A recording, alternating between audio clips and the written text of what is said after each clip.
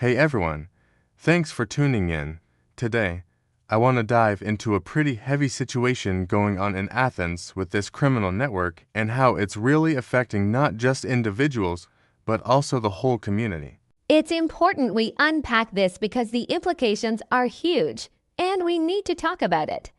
So stick around for a few minutes while I share some thoughts on how this is impacting migrants, the healthcare system, and what we can do about it. So, first off, let's get into the situation. There's this criminal network operating in Athens that's exploiting vulnerable populations, particularly migrants. It's honestly heartbreaking to think about. These folks are already facing so many challenges, and then, on top of that, they're being taken advantage of by these criminals. It's like, how low can people go?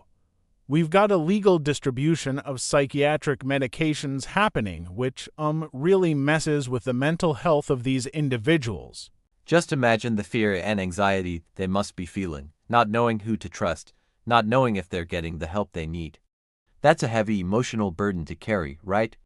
And then, there's the impact on the healthcare system itself. I mean, think about it. When people start losing trust in healthcare providers because of these shady dealings, it creates this huge ripple effect. People begin to doubt the very system that's supposed to help them, and that just increases the burden on legitimate healthcare services. It's like we're all connected, and when one part of the system breaks down, it affects everyone. Now, looking at the legal side of things, the suspects involved are facing some serious charges, like participation in a criminal organization and narcotics distribution. It's wild to think about the legal ramifications for these individuals. Like, what were they thinking? They're not just putting themselves at risk. They're harming entire communities. It's frustrating, you know. And then you think about the ethical considerations here.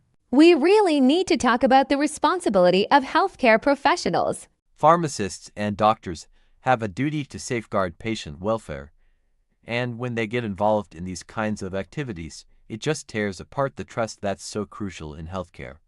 And, let's not forget about societal responsibility. We all have a part to play in protecting vulnerable communities. It's not just on the healthcare providers. It's on all of us to advocate for better regulations and awareness. That's something that really hit me hard. I started reflecting on, how can I contribute to a safer community? What steps can I take to make a difference for these vulnerable populations? It's easy to feel overwhelmed and think, what can one person do? But, even small actions can create change. So, as I've been processing all of this, I've realized how important it is to stay informed and engaged in community health issues. There's a lot we can learn from these situations, and it's crucial to reflect on our own behaviors and external factors at play. I mean, it's a tough pill to swallow, but acknowledging these realities can lead to growth and understanding. And despite the heaviness of this situation, I'm trying to find something positive. Maybe it's the fact that discussions like this can raise awareness and spark action. It's a reminder to be grateful for the resources we have and to use them wisely.